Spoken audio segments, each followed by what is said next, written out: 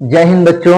आप लोगों के बीच में हम एक क्लास 9th की एक न्यू चैप्टर स्टार्ट करने जा रहे हैं मैथ का, जिस चैप्टर का नाम है रेखाएं और कोण। इस चैप्टर में हम लोग सारे चीज के बारे में डिटेल एक्सप्लेनेशन करके दिखाएंगे हम आपको कि रेखाएं क्या है, कोण क्या है, कोण कितने प्रकार के होते हैं, न्यून कोण क्या है, अधिक कोण क्या है, सम कोण क्या है, प्रतिवर्ती कोण क्या है, ऋजु कोण क्या है, और साथ ही साथ बताएंगे पूरक और समपूरक कोण क्या है। और इसमें हम लोग और आगे डिटेल देखेंगे कि दो कोण आपस में बराबर हो जाती है, कौन सा कोण से संगत कोण क्या है, बाह्य कोण क्या है, एक ही ओर के अंतः कोण क्या है, इस सब के बारे में हम लोग डिटेल एक्सप्लेनेशन करेंगे। तो ये आइए दिखाते हैं। चैप्टर का नाम है रेखाएं और कोण। रेखा को इंग्लिश में बोलते हैं लाइन और कोण को बोलते हैं एंगल। रेखाएं को इंग्लिश में लाइन और कोण को बोलते हैं एंगल। बच्चे, रेखाएं क्या होती है? तो रेखाएं दो बिंदुओं की बीच की दूरी को रेखा कहा जाता है।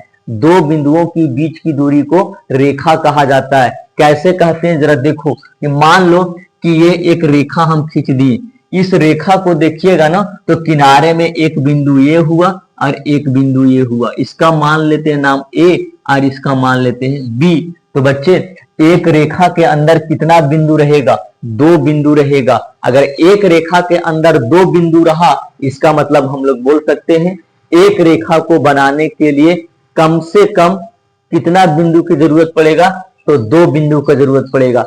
इसका मतलब एक रेखा में कम से कम कितना बिंदु होना चाहिए? दो बिंदु होना चाहिए। आप जरा बताओ, ये बिंदु है और एक और बिंदु हम दे दिए। कोई बच्चा बोलेगा सर यहाँ पे तो तीन ही बिंदु है। नहीं भैया नहीं, इसमें भी जरा देखो, ये भी एक रेखा हुआ ना, बी से सी तक ले। तो ये जो एक रेखा हुआ, तो इस रेखा के भी बीच में तो दो बिंदु हुआ, एक बिंदु का नाम बी, एक बिंदु का नाम सी।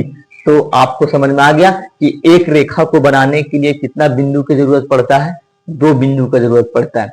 अब रेखाएं जो होती है ना, एक होती है सरल रेखा, सीधी रेखा, और एक होता है टेढ़ी मेढ़ी रेखा। अगर मान लो दोनों को समझने के लिए हम एक बिंदु बनाते हैं, दो बिंदु बनाते हैं, एक और एक ये दो, और यहीं से हम लोग बनाते हैं एक और, एक ये और एक ये।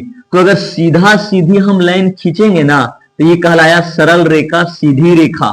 लेकिन अगर इसी को भी तो एक और रेखा बना दी इस तरह, तो ये हुआ टेढ़ी मेढ़ी रेखा। कौन सी रेखा हुआ? टेढ़ी मेढ़ा रेखा हुआ। इसका मतलब एक रेखा और दूसरी रेखा की बीच की सीधी दूरी को सीधा रेखा कहेंगे, सरल रेखा कहेंगे। लेकिन एक रेखा और दूसरी रेखा के बीच की टेढ़ी मेढ़ी दूरी को टेढ़ी मेढ़ी रेखा कहेंगे। तो रेखाएं कंप्लीट हो गया। कोण किसको कहते हैं? तो कोण रेखा से ही बनता है। दो रेखाओं की बीच की खाली जगह को कोण कहते हैं। नहीं समझ में आया सर? देखो बच्चे, दो रेखाओं की बीच की खाली जगह को क्या कहते हैं? कोण कहते हैं। मान लो ये एक रेखा हम बनाए और इसी के जस्ट सटा के एक और रेखा बना दी। तो भैया ये जो दो रेखा हुआ, एक रेखा को मान लेते हैं ए और इसका मान लेते हैं ओ, और ये हुआ बी। तो बच्चे, ये हुआ दो रेखा, एक हुआ एओ रेखा, एक हुआ बीओ रेखा। तो दो रेखाओं के बीच में जो खाली जगह होता है, यही खाली जगह कहलाता है कोण। क्या कहलाता है बच्चे? कोण कहलाता है। अच्छा, इसका मतलब हम लोग यही डिसाइड हुआ सर कि जब तक रेखा नहीं बनेगा तब तक कोण बनने वाला नहीं है। इसका मतलब हमको कोण बनाने के लिए दो रेखाओं की कम से कम जरूरत पड़ेगा। इसमें एक चीज और डिसाइड कर सकते हैं, क्या एक रेखा से पॉसिबल है एक कोण बनाना? नहीं। जब भी कोण बनेगी तो कम से कम कितनी रेखाएं होना चाहिए? दो रेखाएं होना चाहिए। और दो रेखाओं की जो अंतिम बिंदु होती है ना, वो आपस में चिपका होना चाहिए। देखो ना, इस रेखाएं का अंतिम बिंदु और इस रेखाएं का अंतिम बिंदु दोनों आपस में सटा हुआ है ना, तब जाकर क्या बना? एक जो खाली जगह कहलाया, यही खाली जगह को क्या नाम दे दिया? कोण। क्या दिया? कोण। जैसे पृथ्वी है, जैसे ये मान लो हम लोगों का पृथ्वी है। पृथ्वी अगर एक डिग्री का कोण बनाता है ना, यहाँ पे अगर ये पृथ्वी है, ये पृथ्वी का मान लो इसका त्रिज्या है। ये अगर पृथ्वी अपने जगह से एक डिग्री का कोण बनाएगा ना, यहां से यहां तक एक डिग्री का कोण बनाएगा, तो ऊपर में 111 किलोमीटर तय करता है। 111 किलोमीटर तय करता है। मतलब पृथ्वी अपने जगह से अगर एक डिग्री घसकेगा तो कितना किलोमीटर ऊपर में चला जाता है? 111 किलोमीटर चला जाता है। इसका मतलब कोण जब भी बनेगा तो दो रेखाओं के बीच बनेगा। दोनों के बीच में संबंध क्या है कि सर जब तक रेखा नहीं बनेगा तब तक कोण नहीं बनेगा। कोण को बनने के लिए मां कसम किसका जरूरत पड़ेगा? रेखा को जरूरत पड़ेगा। और रेखा तभी बनेगा जब दो बिंदु रहेगा। जब तक बिंदु नहीं रहेगा तब तक रेखा नहीं रहेगा। इसका मतलब कोण और रेखा का सबसे जो प्रथम पार्ट कौन है जो रेखा और कोण दोनों को बनाएगा? वो बिंदु है। क्या बच्चे? बिंदु। अब कोण जो होती है, कोण को इंग्लिश में एंगल कहते हैं और कोण को इससे दिखाते हैं क्यू। ये जो क्यू दिख रहा है ना, इसका नाम क्यू नहीं है, इसका नाम थीटा है। थीटा, इसका नाम क्या है? थीटा है। अब कोण को दिखाते हैं थीटा से। किससे दिखाते हैं? थीटा से। अब हम लोग कोण जो है कई प्रकार की होती है, जिनमें से आज हम लोग पूरा कंप्लीट देखेंगे। सबसे पहला होती है कोण, न्यून कोण। सबसे पहला न्यून कोण, सम कोण, अधिक कोण, ऋजु कोण, प्रतिवर्ती कोण, समपूरक कोण और संपूरक कोण। ये 1 2 3 4 5 6 7 ये ऐसा ही याद हो जाएगा जिस तरह से आपको अपना पूरा फैमिली मेंबर का नाम याद है। चलिए आइए, न्यून कोण किसको बोलेंगे? तो वैसा कोण भैया, वैसा कोण जो 0 डिग्री से बड़ा रहेगा लेकिन 90 डिग्री से छोटा रहेगा। तो जरा बताओ 35 कौन सा कोण होगा? न्यून कोण होगा सर। अच्छा, कोण जो होती है ना बच्चे, जैसे मान लो आपको बोल दिया कि 35 डिग्री का कोण लिख के दिखाओ, तो 35 लिख देना और ऊपर में ये डिग्री, ये कहलाता है कोण।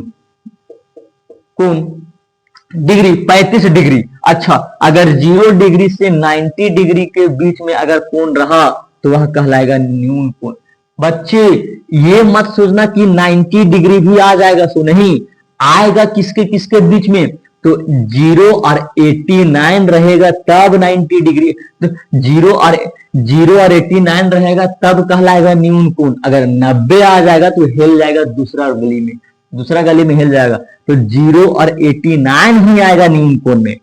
सम कोण किसको कहेंगे? तो इसमें 0 से 90 डिग्री के बीच वाला कोण को न्यून कोण, और इसमें छुच्छे अगर डायरेक्ट 90 डिग्री रहेगा तब हो जाएगा सम कोण।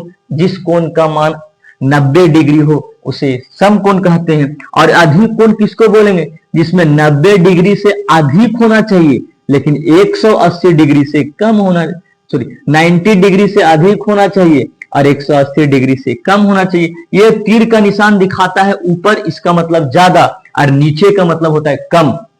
तो इसमें 90 डिग्री से कम, 90 डिग्री से अधिक, इसका मतलब 91, 92 और 180 से कम होना चाहिए, इसका मतलब 179 तक होना चाहिए। तो वैसे कोण जो 90 डिग्री से अधिक लेकिन 180 डिग्री से कम होता है, कौन सा कोण कहलाता है? अधिक कोण कहलाता है।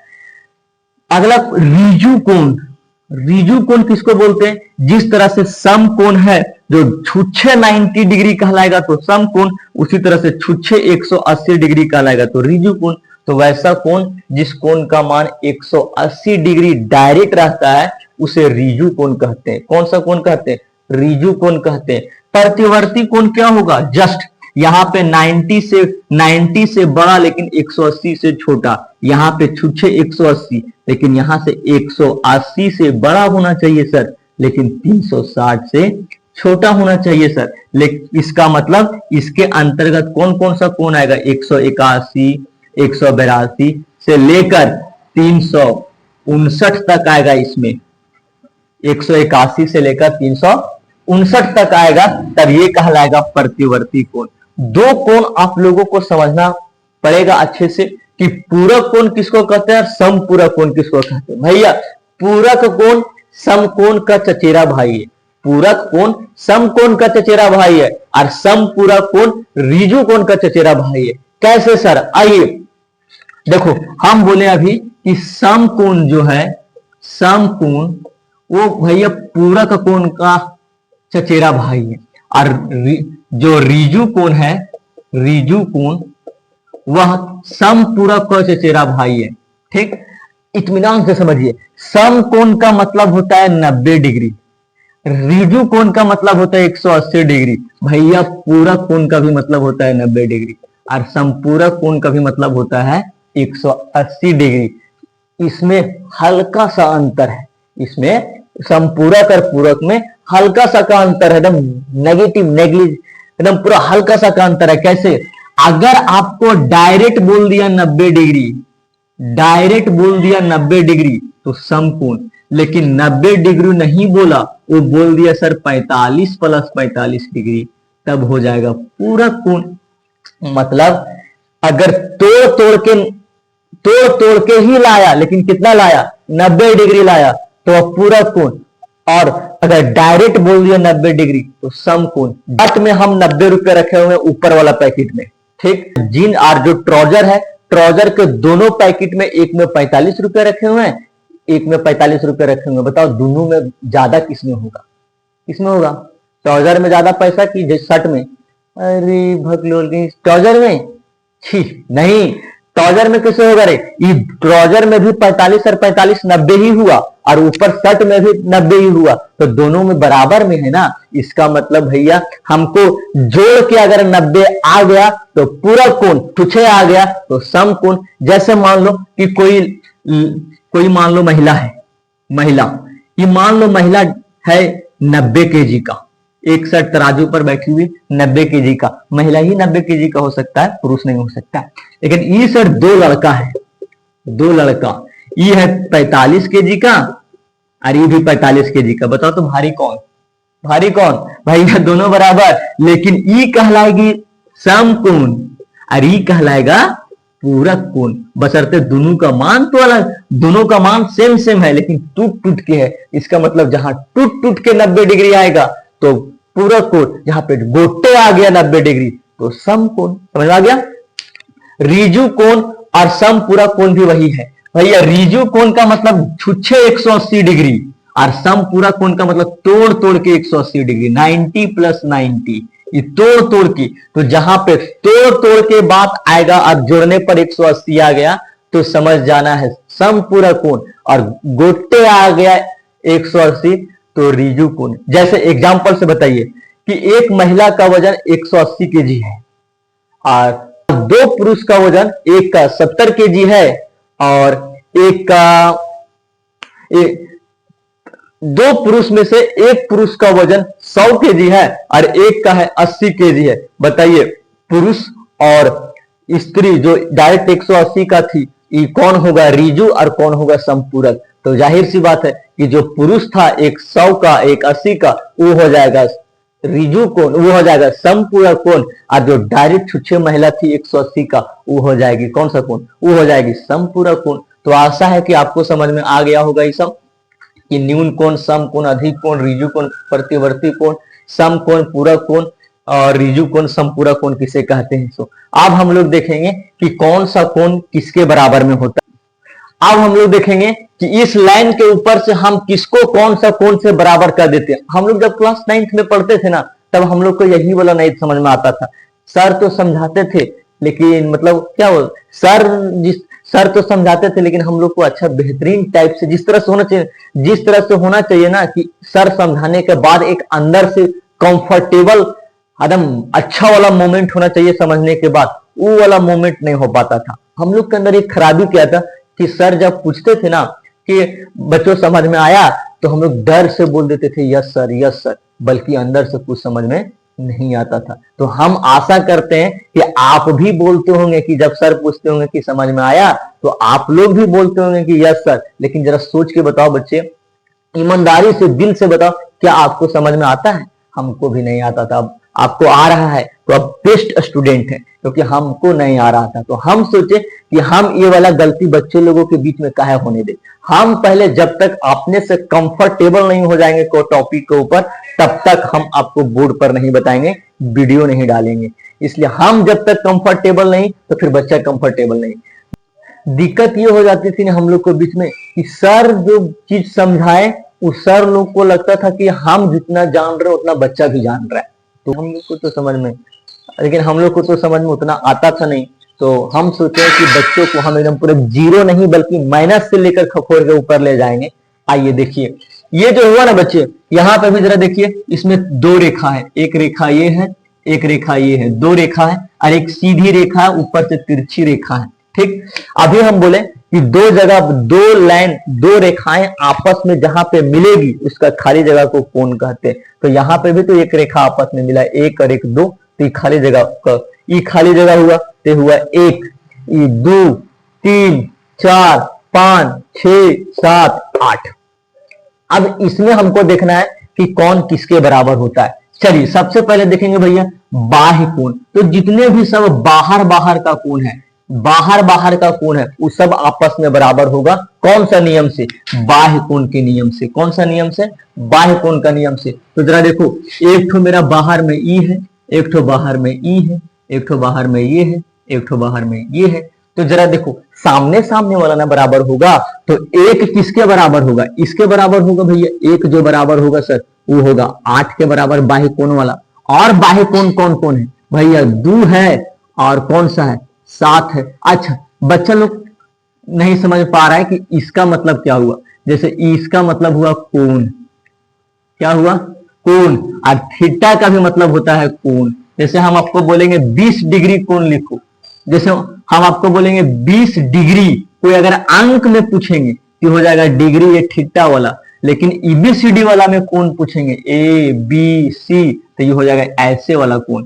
मतलब गिनती वाला में लगेगा थीटा डिग्री और ईबीसीडी वाला में लगेगा तिरछैया। ठीक। अब बाहर वाला कोण कौन कौन सा? 1 2 7 8।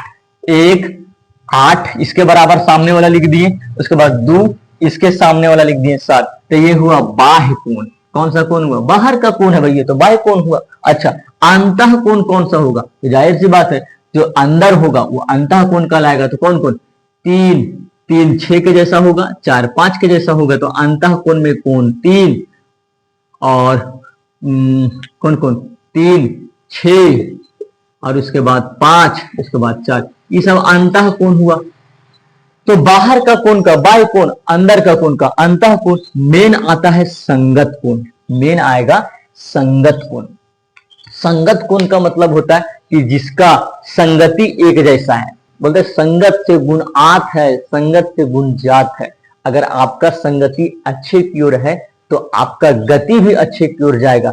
संगति का मतलब ही होता है संग संग की गति। अगर आपका संगति अच्छे की ओर तो आप अच्छे रास्ते की ओर जाओगे, और गलत रास्ता में है तो गलत रास्ता की ओर चले जाओगे। ये डिपेंड करता है कि आपका संगति अर्थात आपका दोस्त कैसा है। अगर आपका दोस्त बेहतरीन तो आपका जिंदगी भी बेहतरीन। बोलते तुम मुझे अपने दोस्तों को हमें दिखाओ, हम तुम्हारा भविष्य बता देंगे। तो दोस्ती ऐसा बनाकर रखना चाहिए कि आपका दोस्त एक अच्छे होना चाहिए। देखिए संगत कोण, संगत कोण मतलब जो संग संग समान एक जैसा हो, संगत गति, संग की गति, समान गति। देखो जैसे ई वाला एक हुआ, ई वाला एक। अब ई भैया ई भी तो रेखा के ऊपर है, इस रेखा के ऊपर एक है, तो ई भी रेखा के ऊपर एक है। तो भैया 1 और 5 हो जाएगा संगत कोण से बराबर। अगर ये 30 डिग्री है तो ये भी 30 डिग्री होगा। कौन सा कोण से? संगत की कोण से। कौन सा कोण से? संगत की कोण से। और ढूंढिए, जब सर 1 और 5 बराबर है सर, तो ये भी रेखा के ऊपर ई पट्टी वाला भी तो सर बराबर है सर। 2 किसके बराबर हो जाएगा? 6 के बराबर हो जाएगा। जाहिर सी बात है 6 के बराबर होगा। इसका मतलब अगर ये 40 डिग्री है तो ये भी 40 डिग्री होगा। एकांतर अंतः कोण, एकांतर का मतलब होता है तिरछे, एकांतर का मतलब तिरछे, और अंतः का मतलब अंदर का कोण। तो जरा बताओ तो अंदर का कोण कौन कौन तिरछे में है? भैया ये अंदर का हुआ 4 3 6 5। अब तिरछा होना चाहिए, तिरछा। तो 4 किसके बराबर है? 6 के बराबर। 4 किसके बराबर है? 6 के बराबर। और 3 किसके बराबर? 5 के बराबर। इसका मतलब हम लिख सकते हैं जब 4 बराबर होगा किसका? 6 का, और भैया 3 बराबर होगा किसका? देखो 4 बराबर 6 का, 3 बराबर 5 का। ये हुआ एकांतर अंतः कोण। जब सर ये एकांतर अंतः कोण हुआ तो फिर एकांतर बाह्य कोण भी तो होगा, एकदम होगा। बाह्य का मतलब हुआ बाहर और एकांतर का मतलब हुआ तिरछा। तो बाहर में तिरछा होना चाहिए। तो बाहर में तो पहले हम जान गए सर 1 2 7 और 8 बराबर। तो तिरछा में कौन है? 1 और 7 है, 1 और 7 है, और कौन सा? 2 और 8 है, 2 और 8 है। यह हुआ एकांतर बाह्य कोण। एक होता है एक ही ओर के अंतः कोण, मतलब अंतः का मतलब तो पहले कंप्लीट हो गया कि माँ कसम अंदर का कौन होगा, और वो भी एक ही ओर का, मतलब एक ही ओर का मतलब सेम सेम साइड का, सेम सेम तरफ का, तो एक ही ओर का ई हुआ इसके बराबर एक ही ओर का। हमको अंदर वाला ही देखना है, बाहर वाला नहीं, तो 4 बराबर हो जाएगा 5 का, 4 बराबर हो जाएगा 5 का। और कौन होगा जब 4 5 का, तो 3 6 का, 3 6 का। ये हुआ हम लोगों को पूरा कंप्लीट चीज कंप्लीट बताएं। अब इसमें अगर आपको डाउट बचता है तो आप हमको तुरंत बता सकते हैं, हम आपको फिर से बताएंगे। तब तक के लिए जय हिंद।